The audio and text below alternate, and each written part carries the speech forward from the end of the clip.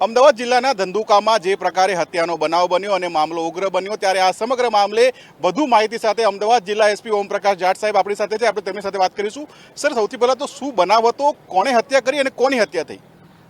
આ જે બનાવ હતો એ બનાવમાં બે લોકોની બાઇકની અથડામણ થઈ હતી और एक बाजू एक मुस्लिम युवान एने साथे एमनी वाइफ हती, बीजी बाजू एक भरवाड छोकरो हतो और ए बनेनी पछी बोलाचाली थई। बोलाचालीने आधारे पछी एक जे भरवाड बाजू छे एक ग्रुपने लईने આવ્યા હતા और પછી એની માથાકૂટ થઈ। માથાકૂટ થયા પછી આ જે મુસ્લિમ યુવાન છે એની હાથમાં ફ્રેક્ચર થયો છે।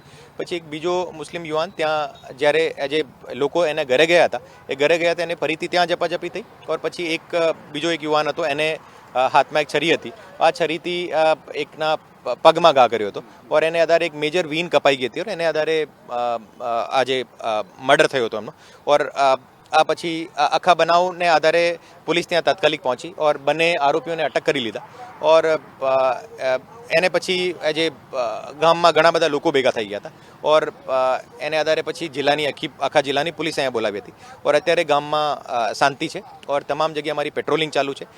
એ બંને આરોપી પકડાઈ ગયા છે અને આગેવાનો સાથે મીટિંગ પણ થઈ ગઈ છે। આગેવાનો પોલીસની કાર્યવાહીથી સંતુષ્ટ છે और એ જે મુદ્દા કયા હતા એ મુદ્દા તમામ મુદ્દાઓ વિશે જો પોલીસની તપાસ અત્યારે ચાલુ છે। આજે આપને મારફતે હું તમામને એક મેસેજ આપવા માંગુ છું કે જે પણ કાયદો હાથમાં લે છે ચાહે કોઈ પણ ગ્રુપનો હોય એને વિરુદ્ધ કડકથી કડક પગલાં લેવામાં આવશે। અત્યારે પણ અમે જે લગભગ 20 થી 25 લોકોને ડિટેન કરેલા છે જે આગજનીની ઘટનામાં જે સામેલ હતા और અત્યારે અમારી આખા ગામમાં ધંધુકા ટાઉનમાં અમારી પોલીસ સિવિઝમાં અને યુનિફોર્મમાં અત્યારે હાજર છે और આગળની પણ કાર્યવાહી અત્યારે અમારી લીગલ કાર્યવાહી ચાલુ છે।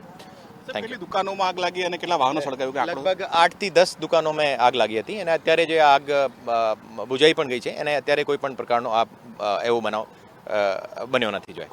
Thank you. તો જે પ્રકારે અધિકારીએ જણાવ્યું કે અમદાવાદના ધંધુકામાં જે બનાવ બન્યો તેના પગલે પોલીસે બંદોબસ્ત ગોઠવ્યો અને હાલ શાંતિપૂર્ણ માહોલ છે અને પોલીસ સતત લોકોને અપીલ કરી રહી છે કે કોઈ પણ પ્રકારે કાયદો અને વ્યવસ્થાને હાથમાં ન લે। કેમેરા પર્સન યજ્ઞ મોહન સાથે ભાવેશ રાજપૂત, TV13 ધંધુકા।